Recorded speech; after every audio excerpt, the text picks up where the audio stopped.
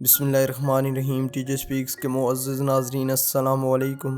ناظرین محترم، سال 2010 کی ایک صبح کو فلوریڈا کے رہنے والے ڈیوڈ لاریمبو کو پولیس نے تھانے میں پوچھ تاچھ کے لیے بلایا۔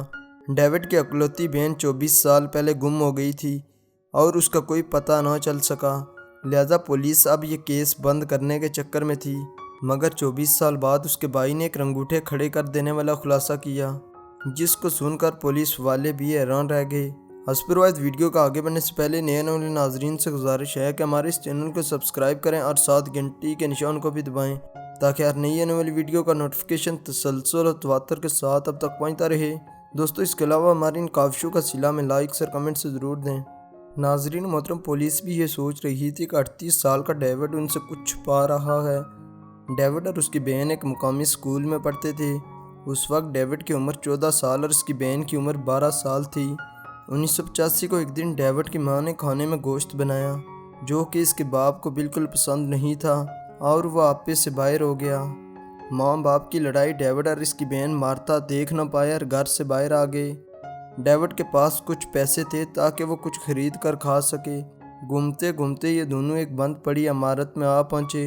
مارتا نے کہیں اور چلنے کو کہا مگر ڈیوڈ اسی جگہ کھیلنا چاہتا تھا، لیکن مارتا وہاں سے چلی گئی اور پھر واپس نہ مل سکی۔ یہ بات جلدی پولیس تک پہنچ گئی۔ جب پولیس نے مارتا کی کھوج شروع کی تو ان کو بھی کوئی سراغ نہیں ملا۔ کئی سالوں تک پولیس نے اس کیس کی تہہ میں جانے کی کوشش کی۔ شروع میں ان کو ڈیوڈ پر ہی شک ہوا، مگر پولیس نے ڈیوڈ سے پوچھ تاچھ کی تو ان کو بھی کوئی ثبوت نہ ملا۔ مارتا کے غائب ہونے کے بعد اس کے ماں باپ میں مزید دوریاں بڑھ گئی۔ یہ نوبت طلاق تک آ پہنچی اور جلدی طلاق بھی ہو گئی۔ دوستو، 2002 کو ڈیوڈ کو ایک فراڈ کی وجہ سے پولیس نے گرفتار کیا کیونکہ اس نے ایک بزنس ڈیل میں کسی کو چیک دیا تھا جو کہ باؤنس ہو گیا، جس کی وجہ سے پولیس نے اس کو بلایا اور پوچھ تاچھ کی۔ اس تفتیش میں ڈیوڈ نے کچھ ہلا دینے والے انکشافات کیے۔ ڈیوڈ سے پوچھ تاچھ ایک تفتیشی شانتھیس کر رہا تھا اور اس تفتیش میں ڈیوڈ نے قبول کیا کہ وہی اپنی بہن کی موت کا ذمہ دار ہے۔ ڈیوڈ نے بتایا کہ اس نے زندہ ہی اپنی بہن کو زمین میں دفن کر دیا، مگر جب پولیس اس گڑھے کو کھودا تو کچھ بھی نہ ملا۔ ایک بار پھر ثبوت نہ ہونے کی وجہ سے پولیس نے ڈیوڈ کو رہا کر دیا۔ دوستو، ابھی بھی قاتل کا پتہ نہ چل سکا۔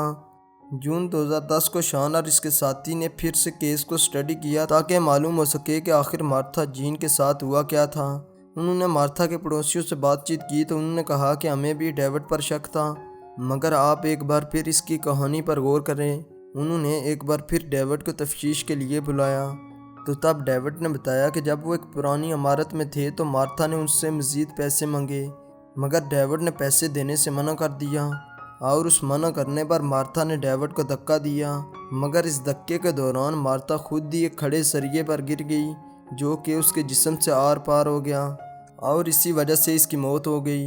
ڈیوڈ نے کہا کہ وہ اس کو بچانا چاہتا تھا۔ اس نے مارتھا کو گود میں اٹھایا مگر اس کے جسم سے خون بہت تیزی سے باہر نکل رہا تھا۔ ڈیوڈ نے کہا کہ میں نے مدد بھی مانگنے کی کوشش کی مگر کوئی بھی آس پاس نہ تھا۔ مزید کہا کہ میں نے مارتھا کو بچانے کی ہر ممکن کوشش کی۔ اس کے بعد ڈیوڈ نے اس حادثے کو چھپانے کی کوشش کی اور وہاں پڑے ایک پرانے سائن بورڈ کی مدد سے گڑھا کھودا اور دفنا دیا۔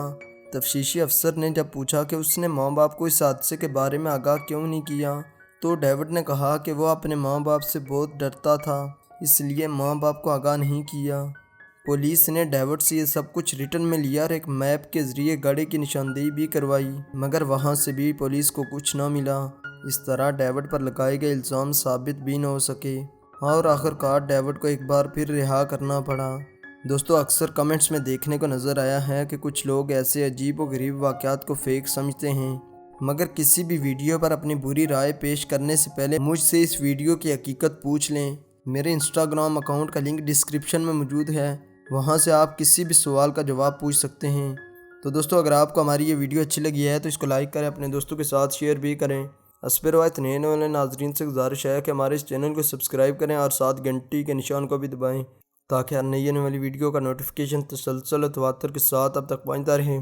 تب تک فی امان اللہ۔